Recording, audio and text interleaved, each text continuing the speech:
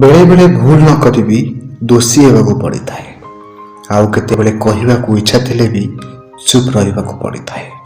मन भितर केतेबा दुख थाउ ना कहीं कहवाई साथीटे न थाए।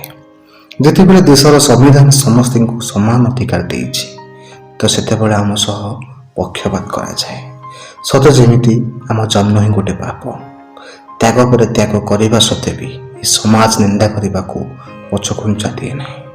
भूल तो समस्त द्वारा हुए किंतु क्षमा केवल आमको मिले ना।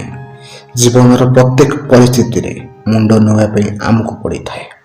स्वप्न तो समस्त देखती किंतु भूलिया केवल आमको कुआ जाए।